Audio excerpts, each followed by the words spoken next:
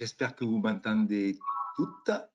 Donc, bonjour et merci d'être présent pour le troisième épisode de notre série de webinaires consacrés à l'impact psychologique de la stomie. Je suis Cédric Sirode, je suis donc responsable secteur sud-ouest pour les laboratoires Ekin. Vous noterez que la réunion sera enregistrée pour que les personnes absentes puissent les voir en replay ultérieurement. Également, vérifiez bien que votre son fonctionne, également votre caméra. Si vous avez quelques soucis, n'hésitez pas à le marquer sur le chat et sur le moment, on essaiera de résoudre ces petits problèmes techniques. Donc, la présentation va démarrer dans quelques instants. Je voulais vous présenter notre invité, qui est le docteur Laurie Beaubrun-Dian, qui est docteur en psychologie et clinicienne sur un poste basé à Toulouse, qui est spécialisée dans la prise en charge des personnes stomisées. Madame Beaubrun-Dian va vous aider à comprendre les troubles liés à l'image du corps de la personne stomisée et comment cela peut conduire à des sentiments d'anxiété et ou de perte d'estime de soi. À la suite de la vidéo, Madame Beaubrun-Dian sera en direct avec vous pour répondre à toutes vos questions.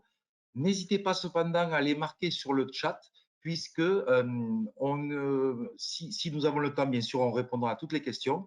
Si on aura un peu moins de temps, on répondra de façon ultérieure via des supports informatiques comme celui-ci. Donc, merci et bon webinaire à tous.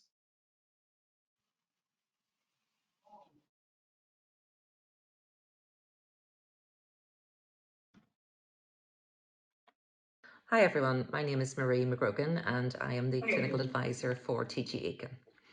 On behalf of Ekin, I would like to extend a very warm welcome to you all and say a huge thank you for joining us today.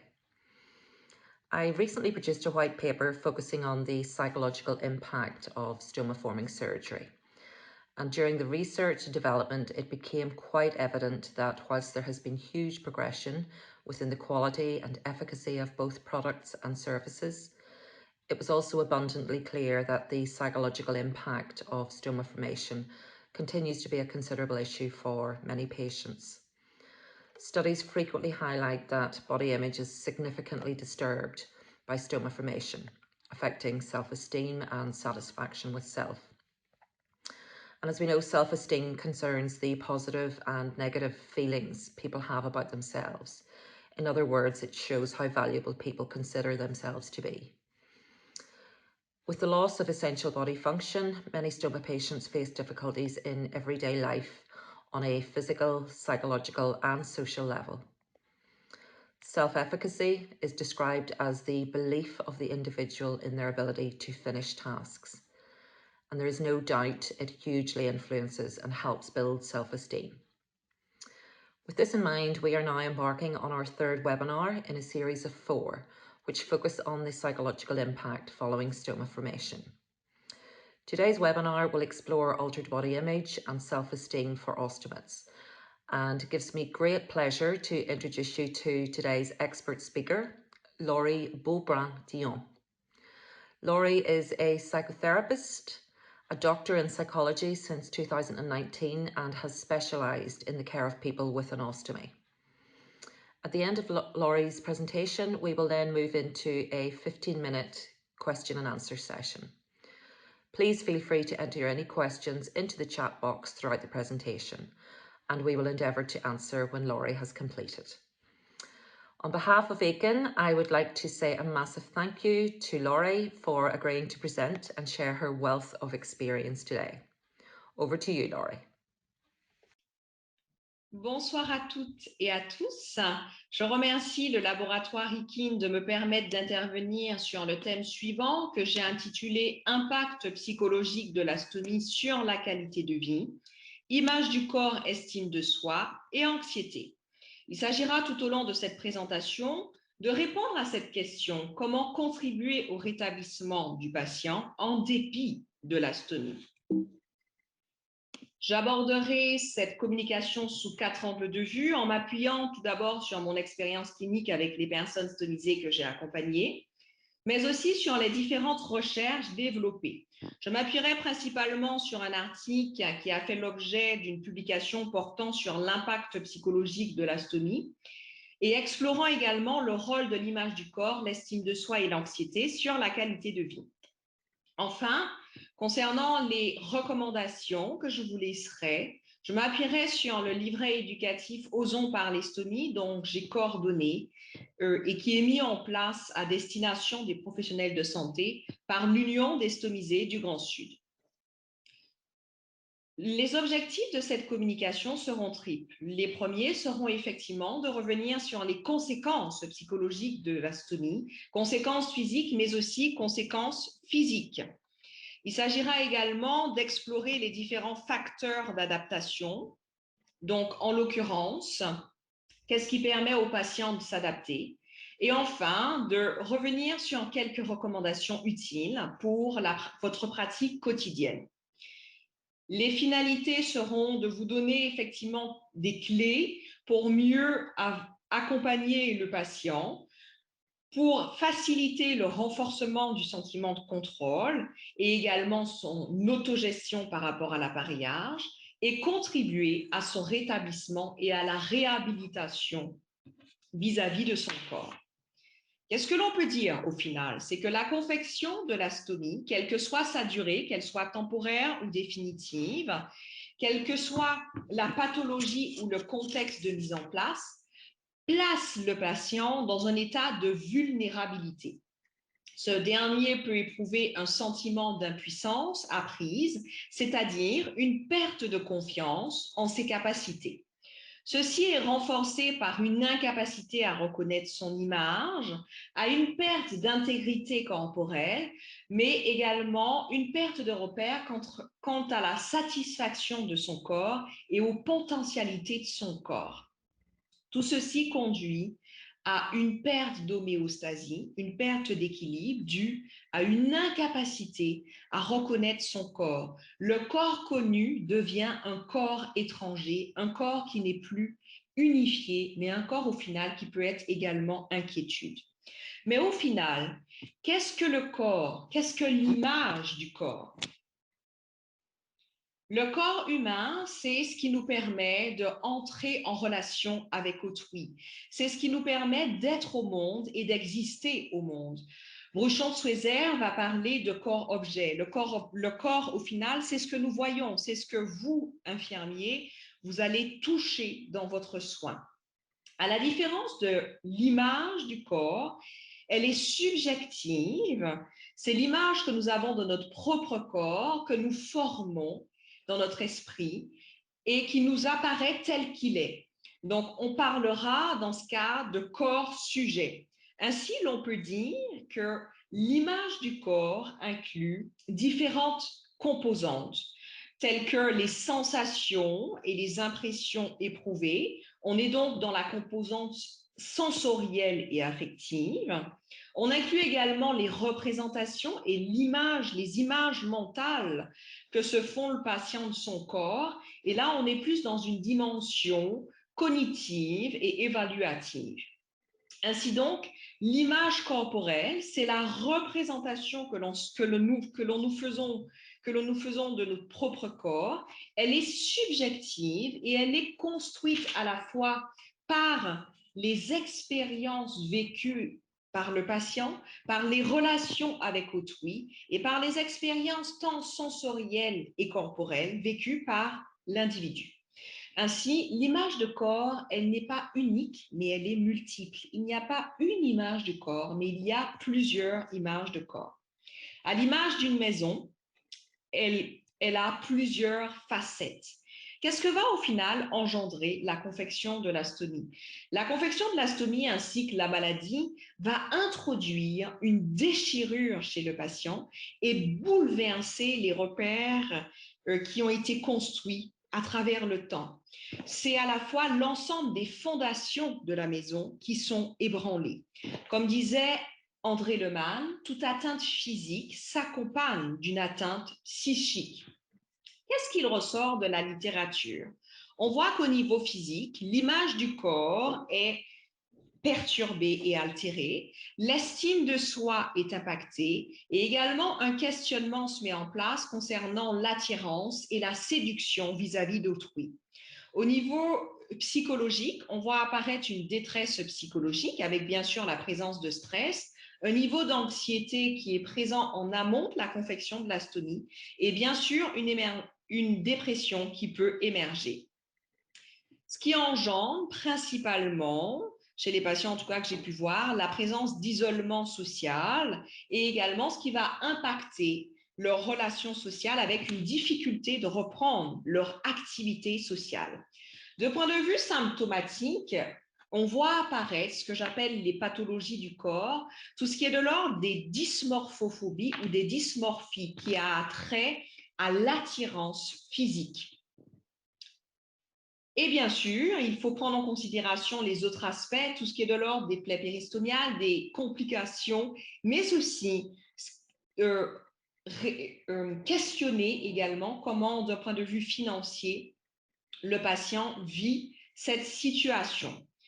Dans le cadre de mon étude, qui a regroupé 35 patients, dont 12 porteurs d'une stomie temporaire et 23 porteurs d'une stomie définitive, de point de vue méthodologique, on a tenté de répondre à cette question. Est-ce qu'au final, il y a des différences dans le vécu des personnes porteuses d'une stomie temporaire ou définitive? Mais aussi, on a tenté d'explorer le rôle de l'image du corps, de l'estime de soi et de l'anxiété. Arrêtons-nous un petit peu sur l'estime de soi. L'estime de soi, c'est quoi? L'estime de soi est une dimension essentielle à l'identité. Elle renvoie à la fois à l'ensemble des sentiments, des attitudes et jugements positifs ou négatifs que l'on éprouve envers soi-même. Elle est composée à la fois de la confiance en soi, de la vision de soi et de l'amour de soi. Qu'est-ce qui ressort de mon étude? À la fois que le trio image du corps, estime de soi et anxiété vont impacter négativement la qualité de vie. Mais ce qui est le plus au final impressionnant dans cette étude, c'est qu'on note que les patients qui ont une stomie temporaire, on observe que un confort émotionnel, une absence de détresse est caractérisée par une bonne estime de soi physique valorisée. Qu'est-ce que ça veut dire tout ça? Ça veut dire que le patient va se focaliser et s'appuyer sur ses capacités et ses performances physiques. Donc, il va regarder aux potentialités de son corps. Contrairement aux patients porteurs d'une stomie définitive, on voit bien qu'ils vont s'appuyer qu'un confort émotionnel s'appuie à la fois sur une image du corps et une estime de soi émotionnelle valorisée. Ça veut dire quoi? Qu'au final, les patients qui ont une stomie définitive vont s'appuyer à la fois sur la bonne image de leur corps, mais également le contrôle et la maîtrise de soi-même, de leurs émotions. Ainsi donc, on voit bien que plus le patient a une bonne image de son corps, plus au final, il a une bonne estime de lui-même et plus il jouit d'une bonne qualité de vie et moins il y a de détresse émotionnelle. On voit donc que d'un patient à un autre, notamment, il est important de souligner que dans cette étude, les personnes porteuses d'une stomie temporaire étaient vraiment dans une délégation des soins, donc ils ne prenaient pas en charge leur stomie. Les personnes porteuses d'une stomie définitive étaient beaucoup plus acteurs dans leurs soins. On voit bien donc que différents facteurs d'adaptation sont mis en place. Mais arrêtons-nous sur 2 patients que j'ai pu suivre. La première était porteuse d'une iléostomie et avait du mal à faire face au débit des selles qui était important, qui conduisait à la fois à de nombreuses fuites et également des complications stomiales. Au niveau de l'alimentation, elle n'arrivait pas à trouver un confort alimentaire. Cette patiente, au final, elle décide de s'y référer à un centre de stomathérapie et d'aller voir à la fois diététicienne pour reprendre en main son alimentation. Donc, on voit que cette patiente, elle est dans l'action et au fur et à mesure, avec la stomathérapeute et également la diététicienne, elle tiendra à la fois un carnet pour comprendre les aliments qu'elle arrive à digérer et avec la stomathérapeute, elle va acquérir différentes compétences concernant le soin. Contrairement à une deuxième patiente qui, elle, avait effectivement de nombreuses fuites, qui n'osait pas faire appel à une stomathérapeute et là était vraiment dans une focalisation anxieuse de sa stomie et n'osait plus sortir de son domicile. Elle était dans une délégation de soins, donc elle ne prenait pas soin de sa stomie de peur de se faire mal ou de se confronter également à son corps qui effectivement, de son point de vue, avait changé. Revenons au final à la communication. Qu'est-ce que l'on voit au final apparaître? Qu'il y a deux types d'adaptations présentes. Pour la première patiente, on est dans une adaptation beaucoup plus optimale, où là, on observe dans la littérature que l'autonomisation dans le soin facilite l'adaptation et également réduit la détresse émotionnelle. On voit apparaître également que la recherche du soutien social, informationnel, donc ressources informationnelles ou encore techniques sur la gestion des soins et des différentes étapes de soins facilite le confort et l'adaptation du patient. Notamment, la compréhension et l'information des différents appareillages contribue à une meilleure adaptation. Pour la première patiente qui là avait une adaptation optimale, elle avait des comportements à la fois d'essai et d'erreur et de vérification, ce qui lui permettait de renforcer sa confiance en elle et également son estime d'elle-même. À la différence de la deuxième patiente, on est vraiment dans une inadaptation. On voit un repli sur soi, un isolement, une incapacité à reprendre les activités sociales, l'émergence également de pensées irrationnelles, le désengagement dans le soin et la délégation de soins, et bien sûr, une difficulté à résoudre et à comprendre l'émergence et les sources des différentes complications. Différents auteurs ont mis en évidence que la personnalité, il est important de prendre en considération cette personnalité et on voit que les personnes introverties ont plus de difficultés à s'adapter. La disponibilité à la fois psychique mais aussi disponibilité d'autrui facilite là aussi l'adaptation. Et bien sûr, une éducation aux soins est essentielle. Tremblay invite à rechercher les différents stresseurs qui place le patient dans un inconfort. Ainsi donc, on peut se demander à ce stade comment contribuer au rétablissement du patient. Il va falloir, en tant que nous soignants, travailler à la fois l'image du corps du patient et travailler l'image du corps, c'est prendre en considération les différentes représentations du patient. Donc, faire preuve d'écoute pour comprendre où en est le patient. Il va falloir également revaloriser à la fois l'amour de soi du patient, l'estime de soi du patient et sa confiance, notamment par la valorisation du patient. Ceci va nécessiter de s'appuyer sur deux grands principes que j'aime beaucoup. Donc, l'homéostasie, amener le patient à retrouver un équilibre, donc à retrouver une maîtrise de soi-même, notamment par le renforcement des compétences aux soins, donc comment je fais le soin. Et également, deuxième grand principe, l'homéodynamique, principe qui vient de Claude Bernard et également d'Isabelle Filiosa, qui parle du corps messager et qui indique effectivement qu'on va devoir impulser une stimulation et une dynamique qui va contribuer à un changement chez le patient. Mais concrètement, comment faire? Comment faire en pratique? Il va falloir à la fois pour un patient qui effectivement ne souhaite pas ou prendre en charge sa stomie, faire preuve de guidance par vos mots. Donc au final, ça va impliquer de laisser le choix au patient. Il s'agira verbalement également d'amener le patient à comprendre les différentes étapes de soins.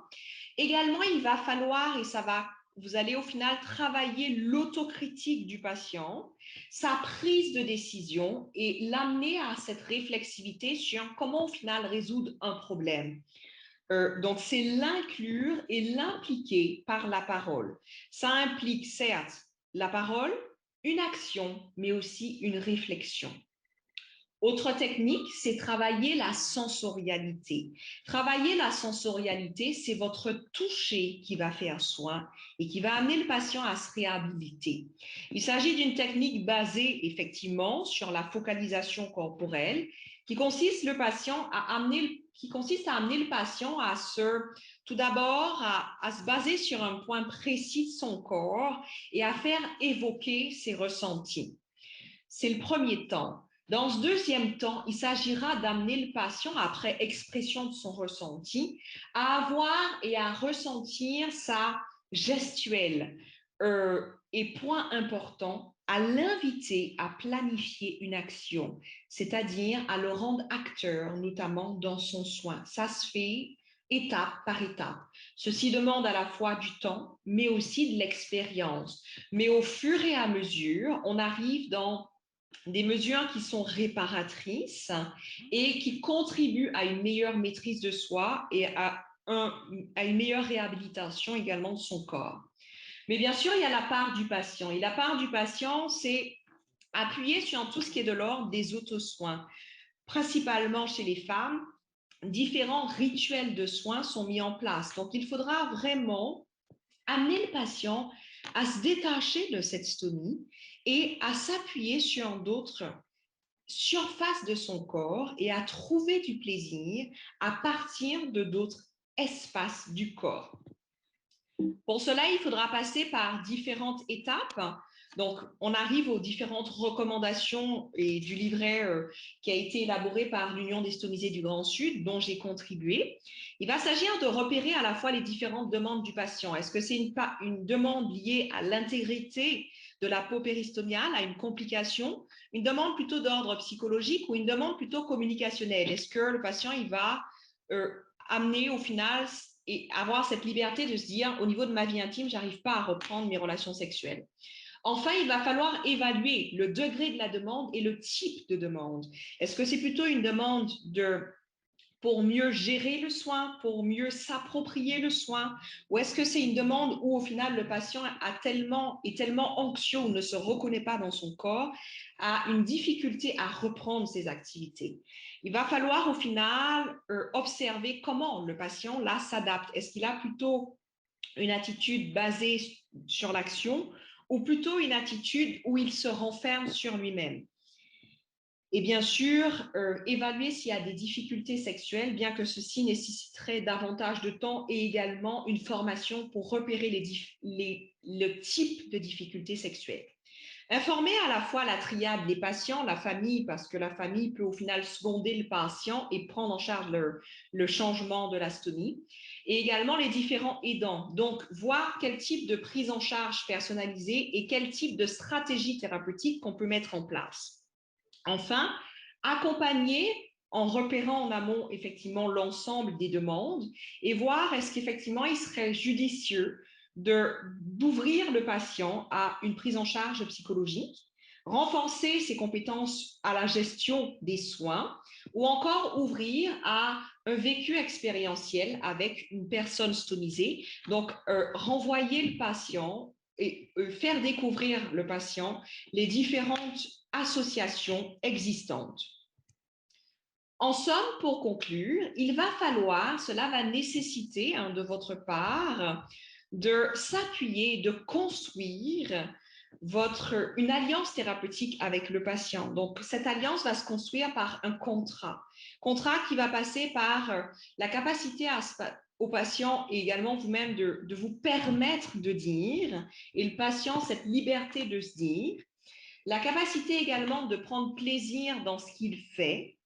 Donc là, en l'occurrence, dans le soin, quand je le fais, est-ce que je prends plaisir à le faire? Mais également la capacité à tenir compte de ces différentes ressources. Donc, est-ce que j'ai les capacités et les ressources nécessaires pour le faire? Enfin, il va falloir éduquer aux soins. Éduquer aux soins, c'est comme on a vu, c'est faire preuve de guidance parentale, donc que votre parole soit un intermédiaire et que votre toucher soit soin pour le patient. Pour cela, vous allez vous appuyer certes sur la sensorialité, sur la guidance, mais aussi sur différents outils, notamment outils de l'entretien motivationnel. Ils aiment beaucoup les acronymes, donc par exemple le DFD, le fait de demander au patient ce qu'il a compris des soins que vous venez de faire, lui fournir des informations en fonction de ses demandes et lui demander est-ce qu'il aimerait d'autres informations ou acquérir d'autres potentialités. Ça va nécessiter de votre part de faire preuve de découverte guidée. Découverte guidée, c'est vous laisser conduire par la dynamique du patient et accepter là de ne pas au final être dirigeant, mais laisser le patient être acteur dans le soin et acteur dans ce qu'il souhaite faire. Enfin, prendre en considération ce maillage, ce trio soignant, famille et patient en prenant en compte également la pathologie et renforcer les compétences de soins du patient. Pour cela, il va s'appuyer sur les différents gestes techniques, amener le patient et vérifier si le patient sait résoudre et repérer les complications. Et là aussi, lui donner une visibilité sur la connaissance des différents appareillages existants. Prenons les patients qui ont une polyarthrite rhumatoïde. Les appareillages, notamment une pièce et 2 pièces mis en place par Ekin, facilitent la préhension de cet appareillage. Je crois que ça, il faut l'amener, l'indiquer aux patients. Là aussi, montrer aux patients ce qui est existant, notamment le Willis Adhesive Remover. Donc, c'est principalement s'appuyer sur le fait que au niveau des odeurs, ça peut masquer les odeurs. Et enfin, montrer et mettre en évidence l'importance de la pâte cohésive. Je conclurai ainsi en disant que notre rôle est d'amener le patient à découvrir ces ressorts invisibles dont il est porteur, l'aider à entrer en amitié avec son corps, à se traiter avec bienveillance, avec respect et douceur, et cela passera notamment par les soins donnés et ce que vous allez pouvoir leur dire. Enfin, je dirais que vous êtes un maillon indispensable aux patients et il va falloir aussi travailler en pluridisciplinarité, ce qui peut faciliter tant votre confort s'il y a détresse psychologique du patient et amener le patient à se réapproprier ce corps qui peut être certaines fois morcelé. Je vous remercie de votre attention.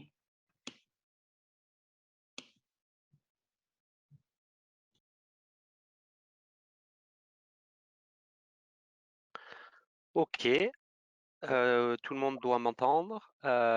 Merci beaucoup, Laurie, pour l'intervention qui était l'intervention experte de votre part.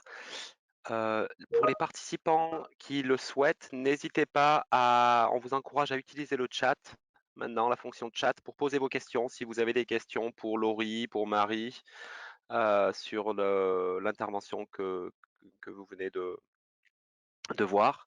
Donc on va attendre peut-être une minute et s'il n'y a pas de questions, je pense que Marie aura certainement quelques questions à poser à Laurie. Donc voilà, n'hésitez pas encore une fois à utiliser la fonction chat pour poser vos questions et puis dans 30 secondes, on commencera avec Marie s'il n'y a pas d'autres questions. Mary, we give 30 seconds to people if there is any question to put on the chat and then we will start with your questions. Okay, thanks Olivier. Merci beaucoup. Laurie, présentation superbe. Avec plaisir. So you let me know, Olivier, when I have obviously. Ok. I would like On va to. commencer donc. Il n'y a pas encore de questions qui sont arrivées sur le chat, donc on va commencer. Je crois que Marie a une question pour Laurie. Marie? Okay, merci. So as I say, thank you so much for your presentation, Laurie. It was truly informative and insightful. And for me, the self-esteem is made up of confidence, self-image, and self-love. It's extremely powerful. Donc effectivement, c'est vrai que la présentation est vraiment très très bien amenée pour montrer justement voilà, le travail qu'il faut faire sur l'estime de soi, la confiance pour la personne stomisée. What I would like to discuss with you today is your thoughts on mutual support for new ostomates who have they need to build self-esteem. What are your thoughts on perhaps one-to-one mutual support or group sessions where we bring ostomates together to give each other support and therefore build self-esteem?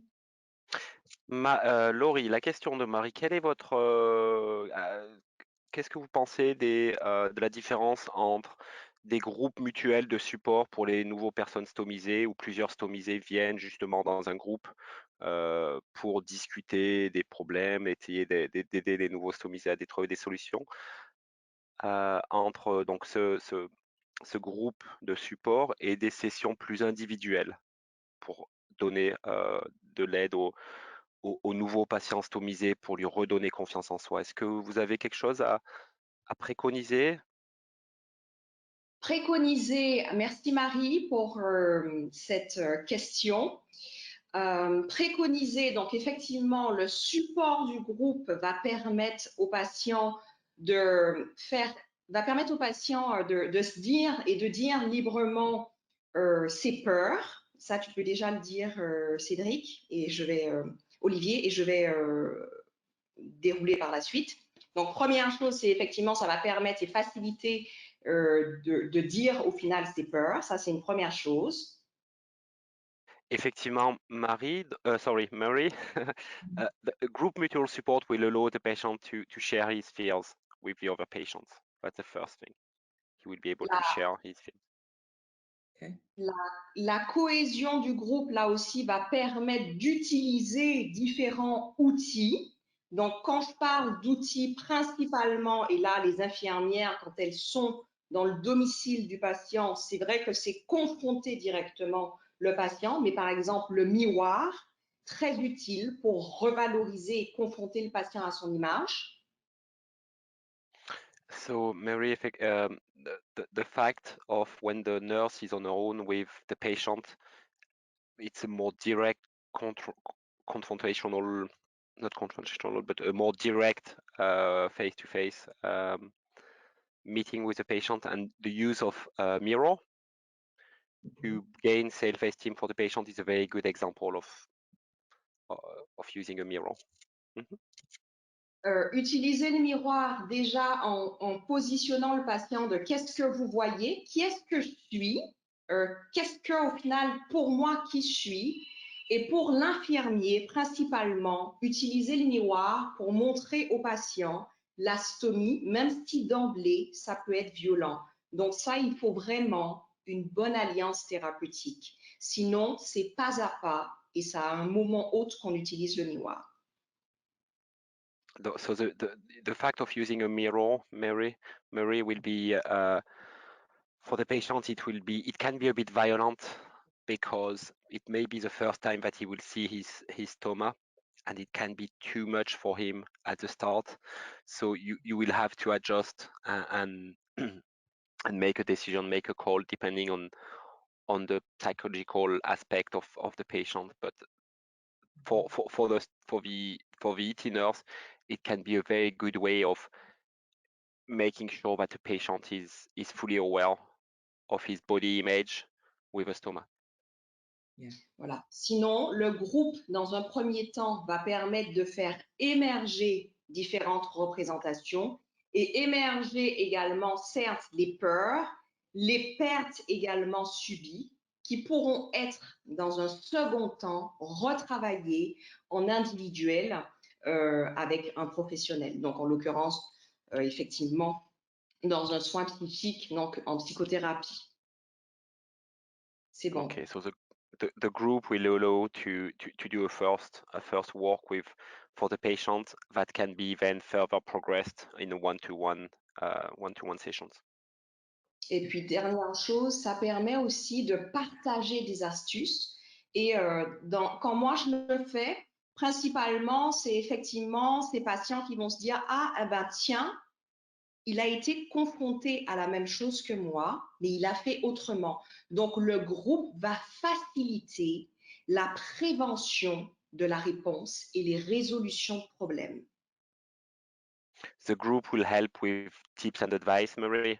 Will give tips and advice and will help to answer some questions that the new patient will have and that may remain unanswered with a nurse. The group will be able maybe to give him some answers.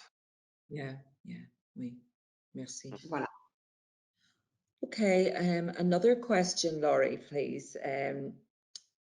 So you talked about encouraging the patients to critically think, to try and encourage them to become more independent. No, sorry, Olivier, if you would like to translate before I go on any further. Vous parlez effectivement, Laurie, d'essayer d'amener le patient à devenir plus indépendant sur sa manière de penser, sa manière de penser critique par rapport à lui-même. Yeah, and in order to encourage a patient to solve a problem. So have you any practical solutions to offer us as stoma care nurses to get a patient to critically think? Quels sont les éléments pratiques? Redis-moi. Est-ce que vous avez justement des petites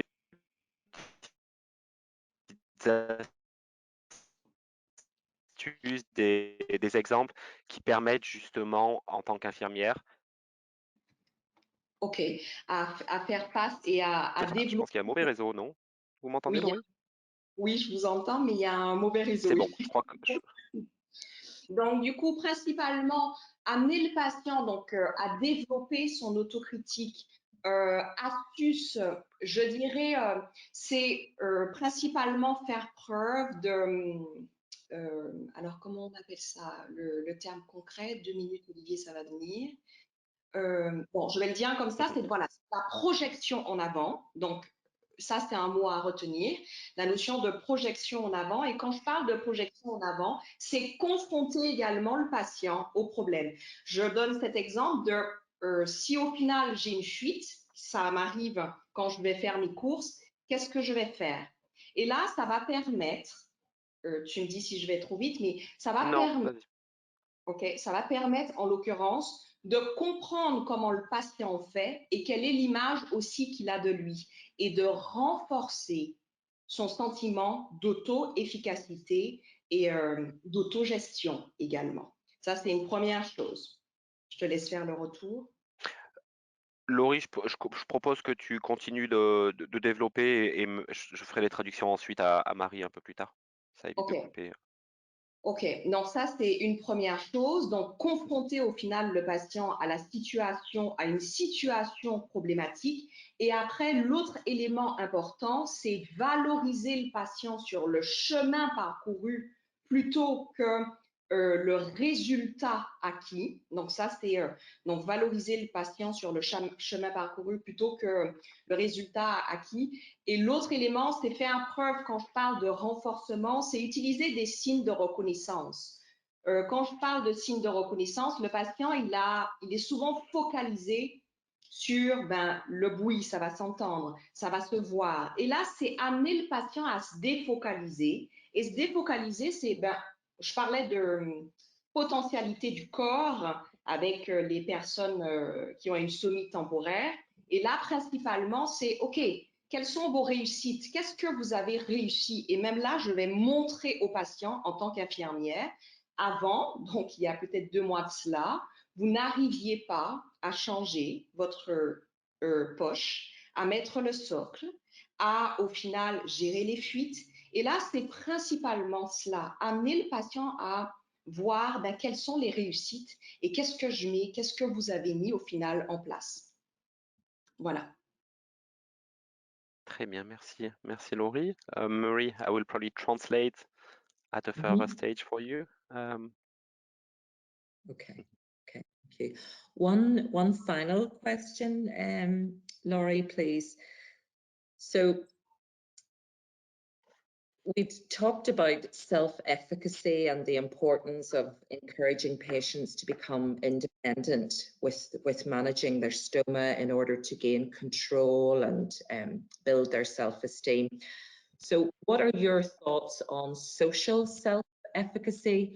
So encouraging patients to go push themselves, to go to social events like the theatre or public transport, or, you know, should we be prescriptive with patients? Should we encourage them to do this within a certain time frame, if possible? Or is it very much an individual thing? Donc on a beaucoup parlé, c'est vrai, au cours de cette présentation et des questions de l'indépendance du patient, de l'amener vers son indépendance et de son auto-efficacité, de pouvoir gérer lui-même sa stomie. La question de Marie vient autour de tout ce qui est l'aspect social par rapport à l'indépendance du patient stomisé pour aider justement. Est-ce qu'il faut, en tant que stomathérapeute, infirmier stomathérapeute, pousser et comment pousser le patient à retrouver une vie sociale, à aller faire des choses aussi simples qu'aller à la piscine, qu'aller avoir un groupe d'amis et des choses comme ça. Donc c'est vrai que ce sentiment, ce côté social est une question qui revient souvent. Good question. Alors du coup, comment faire? Principalement, Marie, je dirais, je vais prendre le cas de ce patient que j'ai accompagné pendant 1 an. Il lui a fallu 6 mois pour au final reprendre sa vie sociale. Comment faire? Je vais vous dire, là, il n'y a pas, j'aimerais bien vous donner cette baguette magique, mais principalement, ce patient-là, oui, ce sont des outils de l'entretien motivationnel que j'ai utilisés, mais c'est amener déjà comprendre, je vais revenir là-dessus, mais la pensée, les croyances dysfonctionnelles du patient. Qui dit croyance dysfonctionnelle, je prends le cas de ce patient, c'est principalement, il avait une stomie temporaire, donc je ne vais pas sortir de chez moi, je vais attendre que ça passe parce que stomie temporaire est devenue définitive. Et puis, principalement, ce patient, c'est, ben oui, on y retourne, il y a différents biais, différentes pensées erronées. Donc, on va le voir. Et puis, si au final, ça explose, donc les différentes peurs du patient, tout ça, il faut pouvoir les recueillir. Donc, pour les infirmières, je dirais moins facilitant à accueillir les peurs, les craintes, les fausses croyances, les représentations qui ne sont pas les bonnes, et donner également l'ouverture de, comme la projection en avant, OK, c'est donner des petits challenges, et est-ce que vous seriez prêt, donc ce patient, par exemple, avant d'aller à la piscine, c'était, ben, vous allez au final commencer à réinstaurer, réinvestir les restaurants avec votre compagne. Et ça, il a adhéré, il a vu et ça l'a conforté dans le fait que je peux faire ça et ça n'a pas fuité. Donc, comme il n'y a pas eu de fuite, je peux faire autre chose. Et c'est ça, au final, utiliser des questions réflexives qui amènent le patient à cette réflexivité, à ce questionnement sur lui-même, pour se dire, bon, ben, je m'étais imposé des limites et des interdictions par rapport à la stomie. Et au fur et à mesure, c'est quand je dis le principe d'homéodynamique, je vais impulser une nouvelle action chez le patient. Donc, on est passé du restaurant, on est passé à aller revoir mes collègues de travail et on est passé après à, je vais au final aller à la mer. Et pour cela, c'était, ben oui, mais on va voir ma stomie. Ben écoutez, gardez votre t-shirt, monsieur, et voyez comment au final vous vivez ça. Et oui, mais si ça fuit, si au final, ben j'ai pu. Et là, c'est amener le patient et dire, ben, lui indiquer les solutions, et c'est ça la prévention et la résolution du problème. Vous pourrez faire, et également, vous allez vous auto-observer. Donc, je crois que là, c'est vraiment un partenariat entre infirmières. Je vais recueillir ces peurs. Je vais voir si au final, là, est-ce qu'il ne faut pas effectivement collaborer avec effectivement une psychologue parce que en 30 minutes, on ne peut pas recueillir tout ça. Et c'est un parcours, un cheminement dans le temps et psychologique surtout.